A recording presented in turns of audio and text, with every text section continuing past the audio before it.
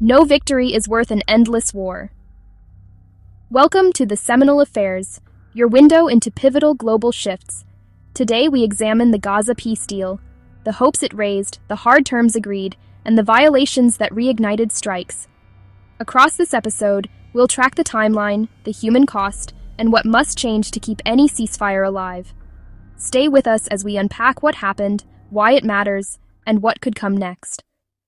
To understand the ceasefire, we first need to recall why Israel and Hamas went to war.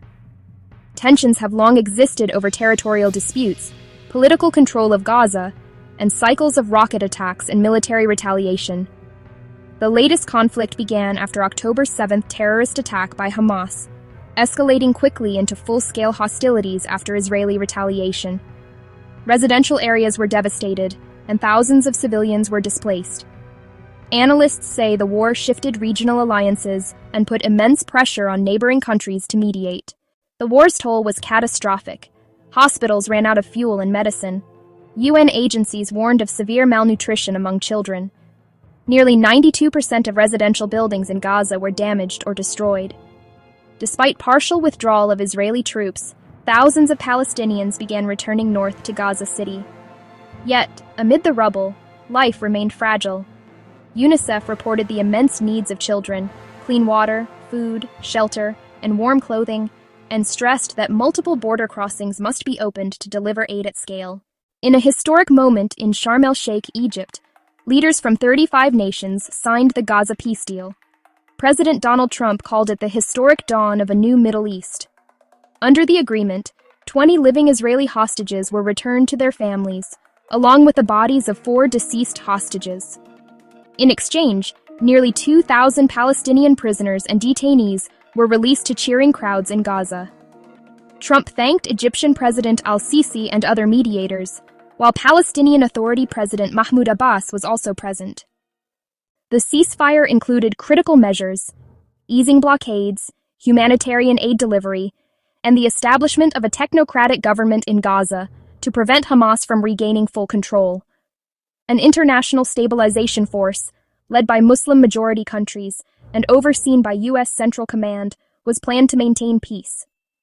However, key issues remained unresolved, such as the governance of Gaza and the verification of ceasefire compliance.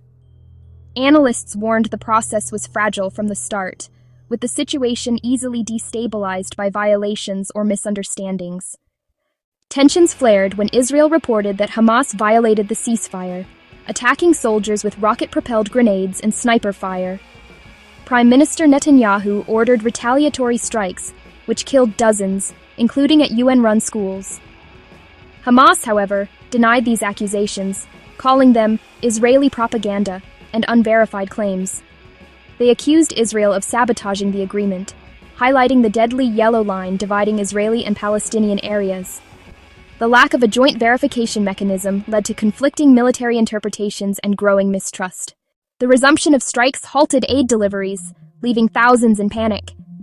UN trucks carrying food, medical supplies, and aid for malnourished children were temporarily suspended, while hospitals faced critical shortages of fuel and medicine.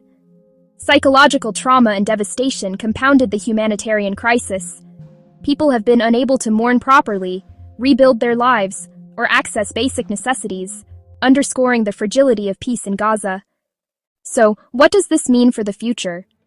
Experts warn that without a robust verification mechanism and international oversight, the peace deal could remain precarious. The presence of far-right voices in Israel and political pressures on Hamas add further risk of escalation. Yet, there is still hope. International mediators continue to press both sides to maintain the ceasefire, deliver humanitarian aid, and address the underlying governance issues in Gaza. How the deal evolves will shape regional stability and the broader Middle East peace process. The Gaza Peace Deal offered a glimpse of hope, but reality has proven far more complex. Hostages have returned, prisoners exchanged, yet violence and mistrust remain. For everyday people, this means uncertainty and continued struggle, but also an opportunity for diplomacy and reconstruction to take root. The world is watching, and so should we.